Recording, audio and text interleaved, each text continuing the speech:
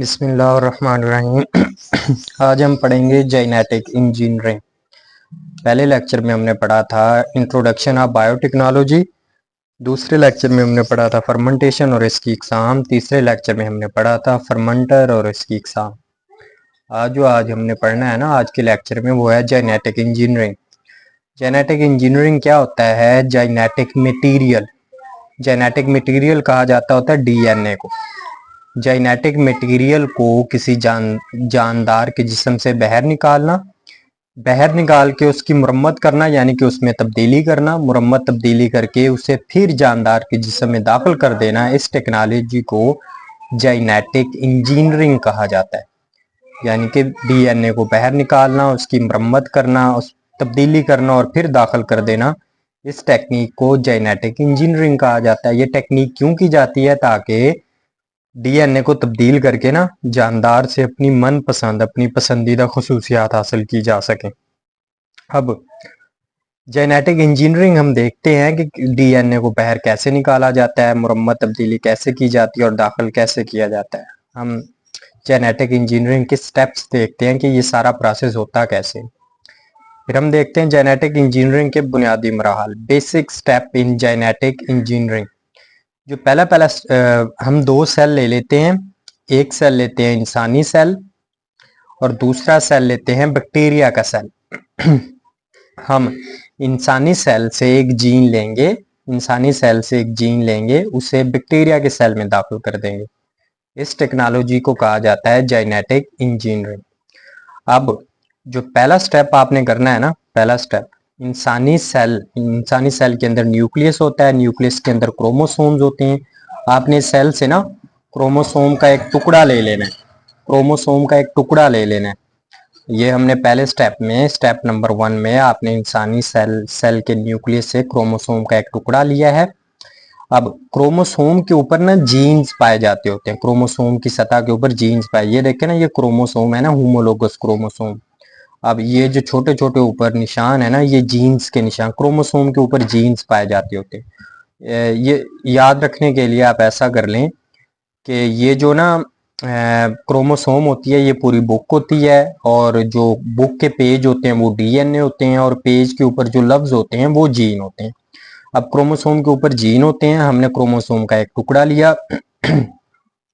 अब इस टुकड़े से क्रोमोसोम के इस टुकड़े से हम एक इंसुलिन का जीन अलैदा करेंगे। क्रोमोसोम के इस टुकड़े से एक जीन अलैदा करेंगे, वो इंसुलिन का जीन होगा। अब ये जो इंसुलिन का हमने जीन अलैदा किया है ना, ये जीन क्रोमोसोम से एक एंजाइम की मदद से काटा जाता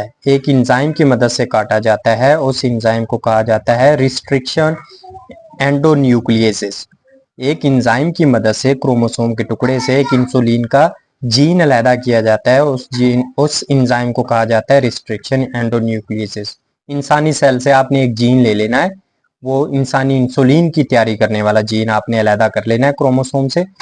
फिर आपने लेना है बैक्टीरिया का सेल। अब बैक्टीरिया के सेल के अंदर क्रोमोसोम पड़े होते हैं। अब जैसे इंसानी सेल के अंदर क्रोमोसोम होते हैं, इसलिए सर्कुलर क्रोमोसोम होते हैं बैक्टीरिया के सेल के अंदर। अब इस सेल के अंदर क्रोमोसोम के अलावा दो स्ट्रक्चर और पड़ी होती हैं, छोटी छोटी गोल गोल सी स्ट्रक्चर और पड़ी होती हैं, इनको कहा जाता है प्लाज्मिड। अब प्लाज्मिड क्या होता है? क्रोमोसोम के अलावा डीएनए का टुकड़ा। अब क्रोमोसोम भी डीएनए के बने होते हैं, ये डीएनए के और छोटे छोटे टुकड़े पड़े होते हैं। क्रोमोसोम के अलावा डीएनए का टुकड़ा जो बैक्टीरिया के अंदर पाया जाता है उसे प्लाज्मिड कहा जाता है।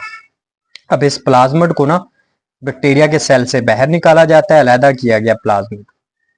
अब इस जो प्लाज्मिड अलैदा किया है ना हमने, दूसरा स्टेप होता है जीन को प्लाज्मिड के अंदर फिट करना। अब प्लाज्मिड को काटा जाता है, ये देखे ना, ये इतना टुकड़ा काट दिया प्लाज्मिड का ताकि ये जीन इसके अंदर फिट किया जा सके। अब प्लाज्मिड को काटने के लिए वही एंडोन्यूक्लियेसिस एंजाइम इस्तेमाल होता है जो हमने इधर पढ़ा है, रिस्ट्रिक्शन एंडोन्यूक्लियेसिस। फिर ये जो जीन, इंसुलिन का जीन था, ये इस प्लाज्मिड के अंदर ये देखें जोड़ दिया गया। अब जोड़ने के लिए भी एंजाइम इस्तेमाल होता है, उस एंजाइम को कहा जाता है लाइगेज एंजाइम दो डीएनए पार्ट्स को जोड़ता है, जबकि एंडोन्यूक्लियेसिस एंजाइम काटने के लिए इस्तेमाल होता है जेनेटिक इंजीनियरिंग में। अब आपने एक बात याद रखनी है कि जेनेटिक इंजीनियरिंग में ना प्लाज्मिड को वेक्टर कहा जाता है। ये जो प्लाज्मिड हमने अलहदा किया है ना, आप बुक की थ्योरी देखेंगे, आपको प्लाज्मिड की जगह पे वेक्टर लिखा हुआ दिखाई देगा। जेनेटिक इंजीनियरिंग में प्लाज्मिड को वेक्टर कहा जाता है। वेक्टर क्या होता है? जेनेटिक इंजीनियरिंग में वेक्टर एक ऐसी सवारी होती है जो जीन को एक जानदार से दूसरे जानदार में लेकर जाता है। वेक्टर एक ऐसी सवारी है जो जीन को एक जानदार से दूसरे जानदार में लेके जा, देखें ये प्लाज्मिड वेक्टर है ना, ये आएगा, ये जीन को अपने अंदर फिट करेगा, दूसरे जानदार में ले जाएगा जीन को, इसलिए इसे वेक्टर कहा जाता है प्लाज्मिड को। अब देखें यहां तक दूसरे स्टेप में ना हमने प्लाज्मिड के साथ जीन को जोड़ दिया है। जब प्लाज्मिड जीन के साथ जुड़ जाता है तब इस डीएनए को, पहले तो प्लाज्मिड कहा जाता था ना, क्योंकि प्लाज्मिड भी एक डीएनए। अब इस हिस्से को, इस सारी साख्त को हम प्लाज्मिड नहीं कहेंगे, अब इसे रिकम्बिनेंट डीएनए का नाम दिया जाता है। रिकम्बिनेंट, रिकम्बाइन, दोबारा जोड़ना, डीएनए के साथ हमने दोबारा टुकड़ा जोड़ दिया, इसलिए इसे रिकम्बिनेंट डीएनए कहा जाता है। दो स्टेप कंप्लीट हो गए। पहला स्टेप हमने दिलचस्पी के जीन को अलहदा किया, यानी इंसुलिन के जीन को अलहदा किया। दूसरा हमने वेक्टर के अंदर फिट कर दिया इसे। अब ये जो फिट हो गया है इसे किसी मेजबान के जिस्म में दाखिल करना है। अब ये तीसरा स्टेप है। अब ये देखें, ये रिकम्बिनेंट डीएनए को हम एक और बैक्टीरिया के सेल में दाखिल कर देते हैं। बैक्टीरिया जिसने रिकम्बिनेंट डीएनए को अपने अंदर लिया है उसे जीएमओ कहा जाता है, यानी जेनेटिकली मॉडिफाइड ऑर्गेनिज्म, जिसका जेनेटिक मेकअप तब्दील हो गया। देखे ना, जो वैसे बैक्टीरिया होता है उसके अंदर क्रोमोसोम होते हैं या प्लाज्मिड होते हैं, लेकिन इसका जेनेटिक मेकअप तब्दील हो गया है। क्रोमोसोम है, प्लाज्मिड है, तब्दील कैसे हुआ है? इसके अंदर रिकम्बिनेंट डीएनए आ गया। अब इस रिकम्बिनेंट डीएनए को, इस बैक्टीरिया को जिसके अंदर रिकम्बिनेंट डीएनए पाया जाता है, उसको ना एक मुनासिब कल्चर मीडियम में रखा जाता है। मुनासिब कल्चर मीडियम, ये मुनासिब कल्चर मीडियम जिसमें न्यूट्रिएंट्स वगैरह, न्यूट्रिएंट्स होते हैं ग्रोथ के लिए, सेल साइकिल के लिए, ताकि ये खुद को तकसीम करें और अपनी तादाद बढ़ाएं। अब फिर ये बैक्टीरिया, आपको पता है कि बैनरी फिशन के जरिए रिप्रोडक्शन करते हैं, अपनी तादाद बढ़ाते हैं। ये प्लांट्स या जानवर तो नहीं है जो माइटोसिस मियोसिस के जरिए करें, ये बैनरी फिशन के जरिए करते होते हैं। अब इसकी ना हमने कापियां तैयार करवानी है। ये जो हमने रिकम्बिनेंट डीएनए बैक्टीरिया के अंदर रखा है ना, इसमें जो जीन फिट होता है, जीन के अंदर ये सलाहियत होती है, ये मिलियंस ऑफ कॉपीज तैयार कर सकता होता है। अब हम जीन की जरूरत के मुताबिक नकूल यानी कि कापियां हासिल करने के लिए कल्चर मीडियम में रखा जाता है। कल्चर मीडियम में क्यों रखा जाता है? ताकि इस रिकम्बिनेंट डीएनए की हम कापियां तैयार कर सकें। जितनी कापियां तैयार होंगी उतनी ज्यादा हमारे पास इंसुलिन तैयार होगी, क्योंकि इंसुलिन वाला जीन हमने इसमें इंसर्ट किया होता है। अब जब इसे कल्चर मीडियम में रखा जाता है, फिर ये बाइनरी फिशन के जरिए एक सेल, बैक्टीरिया का एक सेल दो में तकसीम हो जाता है, एक ये और एक ये दो सेल में तकसीम हो जाता है। अब देखें, हर सेल के अंदर रिकम्बिनेंट डीएनए की तादाद 2 होती है। हर सेल के अंदर रिकम्बिनेंट डीएनए की तादाद 2 होती है। अब जब बाइनरी फिशन करता है ना, तब बैक्टीरिया सेल बाइनरी फिशन करते करते प्लाज्मिड की, रिकम्बिनेंट डीएनए की कापीज तैयार करने लग जाता है। फिर जब ये तकसीम होता है ना, हाफ कापियां इधर चली जाती हैं, हाफ कापियां इस सेल में आ जाती हैं।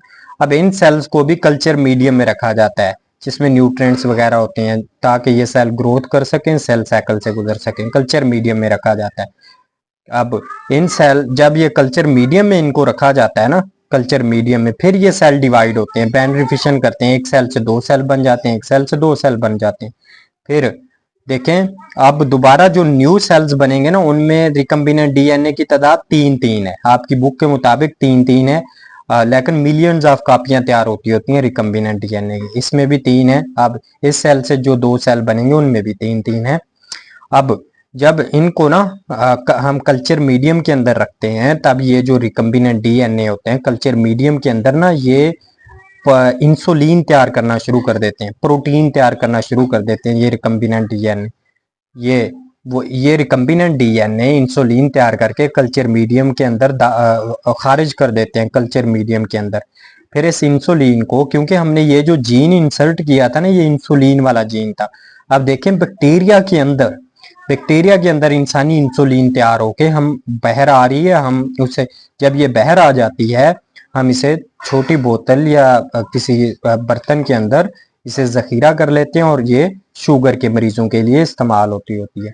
अब देखें, जेनेटिक इंजीनियरिंग की मदद से हमने डेफिनेशन में क्या कहा था कि जेनेटिक इंजीनियरिंग वो प्रोसेस होता है जिसमें डीएनए को बाहर निकाला जाता है। हमने बाहर निकाला प्लाज्मिड यानी बैक्टीरिया का प्लाज्मिड, वो भी डीएनए ही है ना, उसको बाहर निकाला, उसकी मरम्मत तब्दीली की, यानी उसमें जीन पुट किया, जीन पुट करके दोबारा बैक्टीरिया में दाखिल कर दिया।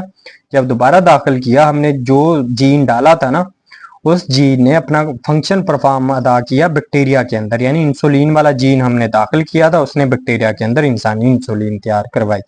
ये ऐसा शुगर के मरीजों के लिए किया जाता है ताकि ज्यादा से ज्यादा इंसुलिन हासिल करके उनका इलाज किया जा सके। थैंक यू, जज़ाकल्लाह।